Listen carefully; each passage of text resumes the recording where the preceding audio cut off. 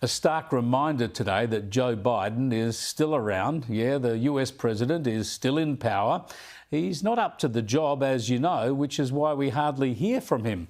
It's a worrying situation for America and the free world, but it's also a worry for his Vice President Kamala Harris, because when he does turn up in public, it can upset her campaign, as it did today. Thinks he has a right under the Supreme Court ruling on immunity to be able, if need be, if it was the case, to actually physically eliminate, shoot, kill someone who he believes to be a threat to him. I mean, so I know this sounds bizarre. It sounds like if I said this 5 years ago, you'd lock me up. We got to lock him up. Wow.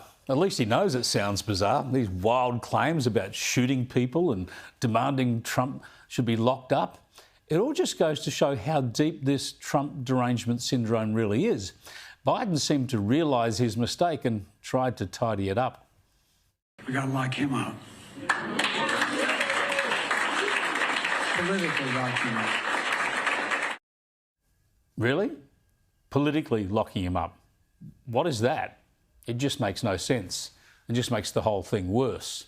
With polls looking tight now and giving a lot of encouragement to Trump, the Democrats are in panic mode. Barack Obama sounds like he's trying to warn people that Trump could lose his faculties as badly as Joe Biden. You'd be worried if Grandpa was acting like this. Right? You'd call up your brother, you'd call up your cousins, you say, have you noticed? But this is coming from somebody who wants unchecked power. So, Wisconsin, we do not need to see what an older, loonier Donald Trump looks like with no guardrails. America's ready to turn the page. As for Trump, well, he's drawn attention to how Kamala Harris had no campaign events for the day, seemingly trying to minimise her exposure to voters. She's sleeping right now. She couldn't go on the trail. You know, you think when you have 14 days left, you wouldn't be sleeping. She's not doing anything today. I should take one of that. We've gone 52 days in a row, and I'm going 14 more days, and we're going to have a big victory party, hopefully, and we're going to turn our country around. We're going to make it great again, as I say. We're going to make America great again.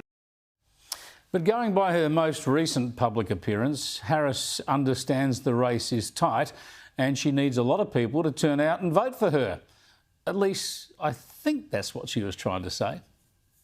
And in many ways, let us look at the challenge then that we are being presented and not be overwhelmed by it. The baton is now in our hands to fight for, not against, but for this country we love. That's what we have the power to do. So let's own that. Dare I say, be joyful in what we will do in the process of owning that, which is knowing that we can and will build community and coalitions and remind people that we're all in this together. Let's not let the overwhelming nature of this strip us of our strength. That's how I feel about this. She stopped talking. They had to applaud. No one knows what she was saying. When you see these word salads spilling out, it's pretty hard to question the Democrat strategy, really. I mean, the more people see of the Veep, the less likely they'll be to vote for her.